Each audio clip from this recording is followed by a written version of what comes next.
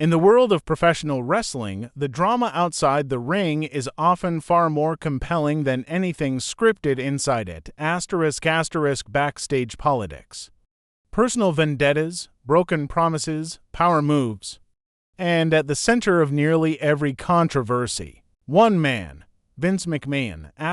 *** For decades, he was the puppet master, the billionaire genius who turned a once niche spectacle into a global phenomenon. But behind every success story he manufactured, there's a darker tale of tension, betrayal, and resentment. *** At 79 years old, Vince McMahon finally decided to speak. And what he revealed shocked the wrestling world. He didn't just name the stars he admired. He exposed the ones he couldn't stand. The ones who clashed with his vision, the ones he says nearly destroyed what he built. ** Today, we dive into 15 of the most infamous names on Vince McMahon's personal blacklist, and the real reasons behind it. Let's begin. Point 15. John Cena, the face Vince never wanted. ** Yes, you heard that right. Vince McMahon couldn't stand John Cena. At least, not at first.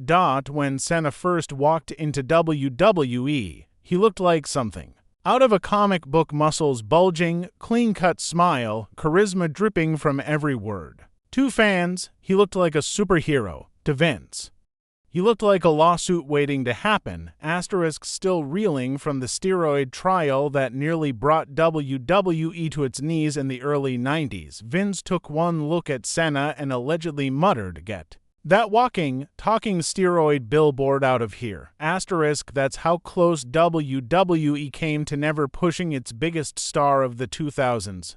** Despite Cena's work ethic and talent, Vince saw him as a liability. He was hesitant, always pulling back. Even when fans were begging for a heel turn, Vince refused. To some, it was control. To others, paranoia. ** Ironically, the man Vince once tried to sideline became the face of his PG empire, but those who were backstage remember. Vince never fully believed in Cena, not in the way you'd expect, and that tension, that doubt it, never completely disappeared. 14. Randy Orton, the legacy Vince didn't trust. ** The apex predator almost never made it through the door. Randy Orton, wrestling royalty, came into WWE carrying both a famous last name and a dark past. He left the Marines under troubled circumstances. To Vince McMahon, a man obsessed with loyalty and image, that was a red flag. * He didn't want him. Jim Ross, then head of talent relations, had to fight tooth and nail to convince Vince otherwise. "Give him 90 days, Ross pleaded. "If he flops, we cut him." *. Vince reluctantly agreed, and Randy delivered. Big time, *, but even as Orton climbed the ladder, the friction with Vince never stopped. At Crown Jewel in 2021, Orton wanted to ride a camel into the arena. Fun nod to his partner Matt Riddle's entrance. Vince shot it down with a single word: no. Why?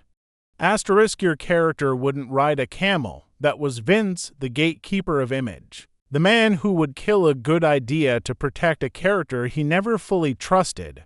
And despite Orton becoming one of WWE's most consistent and accomplished stars, Vince always kept him at arm's length. Point 13. The Undertaker, the Phenom Vince nearly ignored *. It's hard to imagine WWE without the Undertaker. *, but here's the twist. Vince McMahon didn't even want him. When Mark Calloway, then known as Mean Mark Callis, was pitched to Vince, he reportedly rolled his eyes and said, * He looks like a basketball player.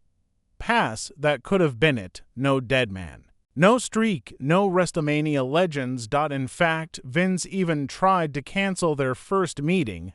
* Calloway, desperate to impress, once wrestled a full match with a dislocated hip just to get on Vince's radar. It barely moved the needle.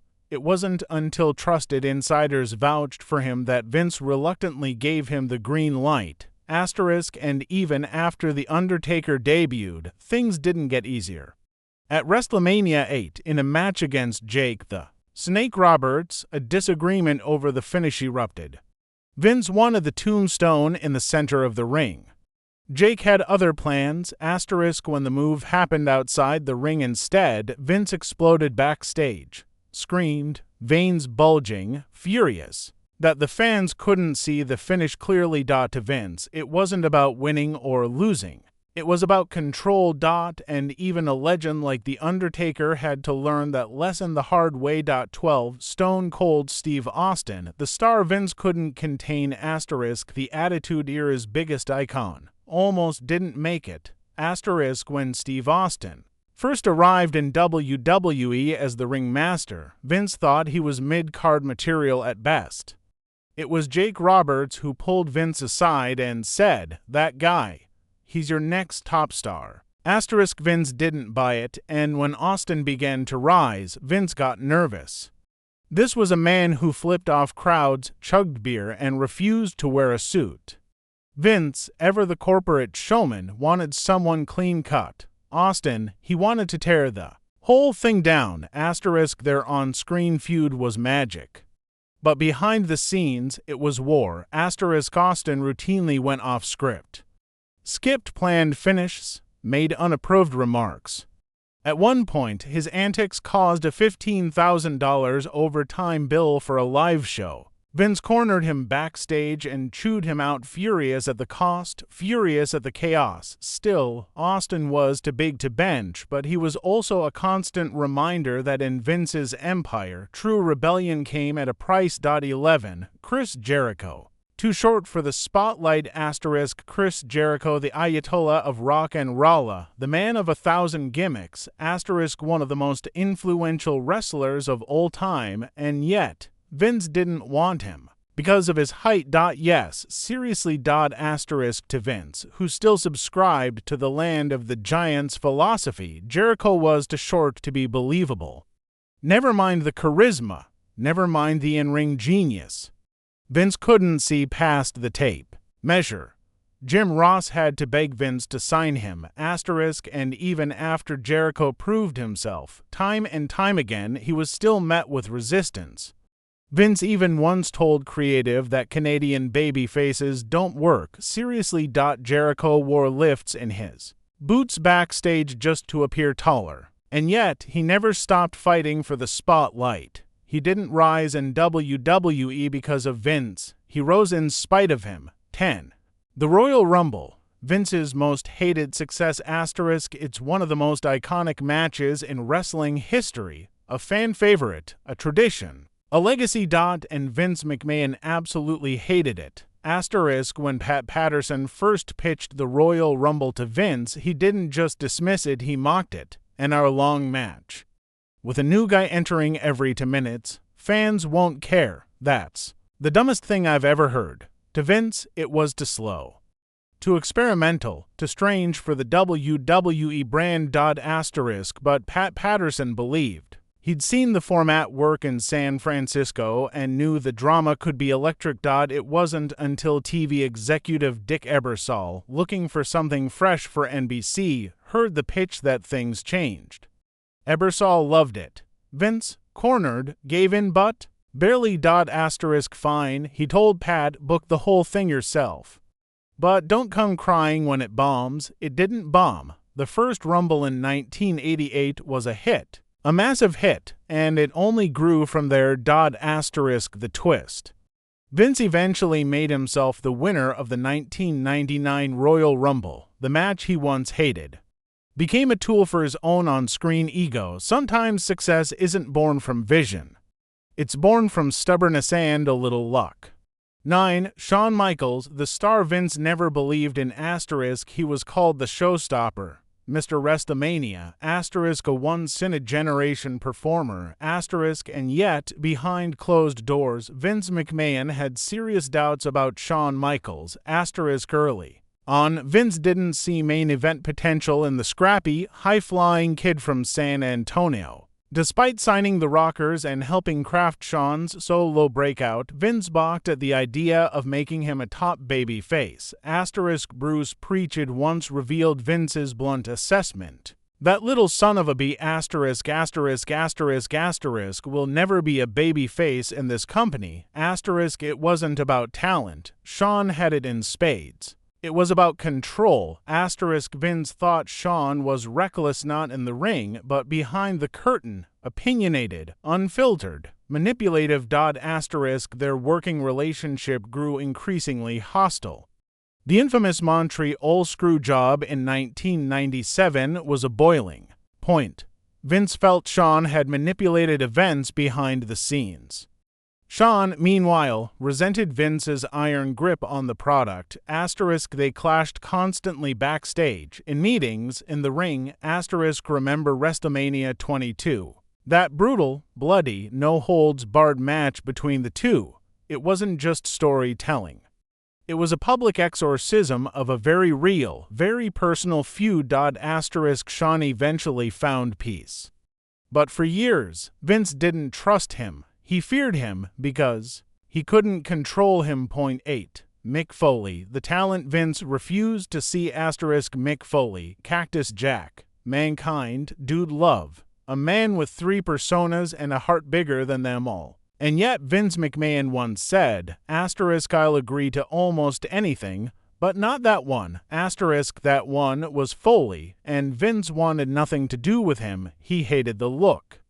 Thought Foley wasn't marketable, called him a liability. Jim Ross practically begged Vince to give Mick a shot. The compromise, bring him in under a mask. Maybe then the audience wouldn't notice he wasn't chiseled out of marble. But what Vince didn't see was Mick's soul, his willingness to sacrifice, his body for a reaction, his genius for storytelling. His heart. He didn't just take bumps. He made moments, the Hell in a Cell fall, the tearful promos. The raw, emotional depth he brought to wrestling. Still. Vince never fully embraced him. Even after Mick helped resurrect WWE from the dying New Generation era, their relationship remained strained. Mick once confronted Vince over cutting Zelina Vega from a 9/11's tribute show. Vince apologized, but the trust, it cracked. To Mick, the business was about people. To Vince, it was about PowerPoint 7, John Moxley, the voice Vince tried to mute. He was once called Dean Ambrose, a cornerstone of the Shield, a world champion. But John Moxley never felt like he belonged in Vince's WWE. From the start, creative clashes defined their relationship. John wanted freedom. He wanted to speak from the heart, improvise, be real. Vince, he wanted scripts, structure, control. Moxley has since admitted he felt like a robot, trapped in a system that drained his creativity and left him emotionally broken. But the real breaking point came after Roman Reigns' leukemia announcement. Vince allegedly wanted Moxley to make a tasteless reference to Roman's illness in a heel promo, something so vile, so offensive that John refused outright. He's never publicly revealed the exact line, only that it was disgusting enough to make him want to walk away from the business entirely. If I had said that line, I never would have forgiven myself, Moxley said later. That was it. The trust was gone, the bond shattered. In their final conversation, Vince admitted WWE had taken Moxley for granted, but by then, it was far too late. 6. Bret the Hitman Hart, the champion Vince betrayed. The 90s were Bret Hart's era. Technical mastery, integrity. A quiet force in a chaotic business. But to Vince McMahon, Bret was a problem. Not because of his in-ring work, but because of his independence. Bret cared deeply about the art of wrestling, about honor, about tradition. Vince cared about business. And he didn't like that Bret questioned him, challenged him, stood firm in the face of creative directions he didn't agree with. Their relationship exploded in 1997. Montreal. Vince promised Bret a specific finish to his match with Shawn Michaels, a finish that never came. Bret was double-crossed, live in front of the world. Backstage, Bret punched Vince so hard he dropped a brutal exclamation mark on a betrayal that would define both men's legacies. They eventually reconciled, but it never felt complete, and After recent allegations emerged against Vince, Bret publicly said, "I've lost all respect for him. He's a creepy guy. There are wounds time doesn't heal." And Bret Hart's may never close. Point 5. The Ultimate Warrior. The explosion Vince couldn't contain. The Ultimate Warrior wasn't just a wrestler. He was an event. The face paint, the frenzied energy. The rope-shaking, larger-than-life presence, Warrior, was everything Vince McMahon thought he wanted in a star. Until he got it. Behind the scenes, Warrior was erratic, demanding, and unpredictable. He once threatened to no-show a major pay-per-view unless Vince paid him the same as Hulk Hogan. Vince, under pressure, paid the ransom, but afterward. "You're dead to me," Vince reportedly told staff. That same night, Vince suspended Warrior, then came the steroid problems. Failed drug tests, rumors of hormone use, all during a time when Vince was still battling the legal and PR fallout from his own steroid trial. The Ultimate Warrior was now more of a risk than a reward. Vince didn't just lose faith in Warrior. He feared him, his volatility, his unpredictability, his total disregard for WWE's backstage politics. To Vince, Warrior was a live wire, a man who couldn't be reasoned with or reined in, and Vince doesn't gamble on chaos. 4. Jeff Jarrett, the man who held Vince hostage. Jeff Jarrett, son of a promoter, a talented mid-carder, a confident performer, and a name Vince McMahon swore he'd never bring back. Why? One word: money. In 1999, Jeff Jarrett was set to leave WWE, but before his final match against China, no less, he reportedly demanded a large payout before stepping into the ring. To Vince, that wasn't negotiation. That was blackmail. He paid, but he never forgave. Vince doesn't forget when someone backs him into a corner. Years later, when Jarrett's name came up for possible Hall of Fame induction or even a surprise return, Vince immediately vetoed it. To him, Jeff represented disloyalty, leverage, ego. Even though Jarrett would go on to found TNA Wrestling and carve out a legacy of his own, Vince saw only the insult. The moment Jarrett used Vince's own product as a bargaining chip, and once that lines crossed with Vince McMahon, there's no coming back. 3. Shane McMahon, the son Vince tried to bury.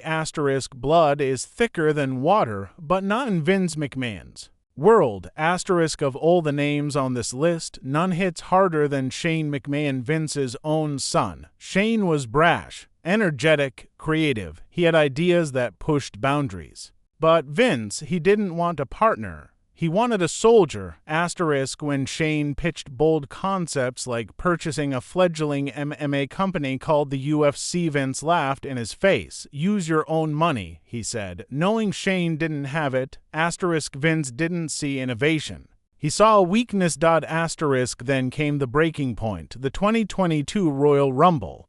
Shane had reportedly taken too much creative control, rewriting segments, pushing himself into top spots, and creating backstage chaos. Vince didn't just correct him, he fired him. No special treatment, no private talk. Just gone. Paul Heyman later told a chilling story.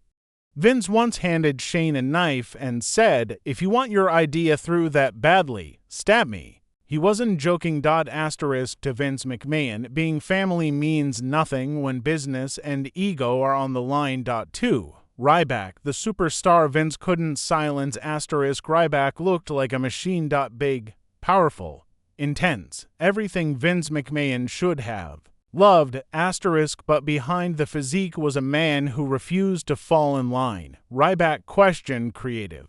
He clashed with writers. He demanded to be heard loudly, publicly, and relentlessly. Vince doesn't mind confidence, but what he hates is public defiance. Things got worse when Ryback began battling WWE over his ring name in court. Vince saw it as theft. WWE created Ryback, not the man himself. Then came the ultimate betrayal. Ryback, in a public rant, insulted Vince's late mother. He later apologized, blaming stress from the lawsuit, but the damage permanent. Vince doesn't forgive when family is dragged into a fight.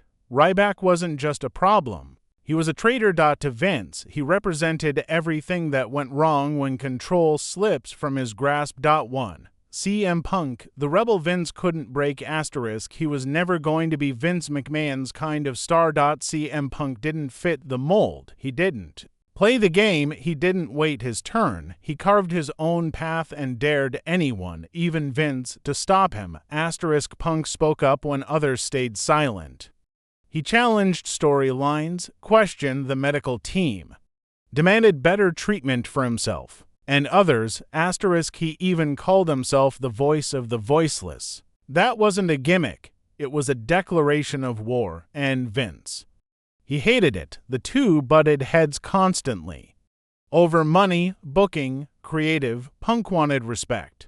Vince wanted obedience. And when Punk walked away in 2014, just days after the Royal Rumble, he didn't go quietly. He dropped bombshells and interviews, revealed backstage corruption, called Vince out by name. I was just a spoke on the wheel, Punk said. I wanted to break the wheel. To Vince, it was the ultimate betrayal. But to fans, it was a revolution. CM Punk didn't just challenge the system. He survived it on his own terms. So now you know, from corporate icons to family. From untouchable legends to locker room outcasts. Vince McMahon kept receipts. His list wasn't about wins or losses. It wasn't about talent. It was about power. About who threatened it, who defied it. And who dared to wrestle control from the man who built the empire. The question isn't whether Vince McMahon hated these wrestlers.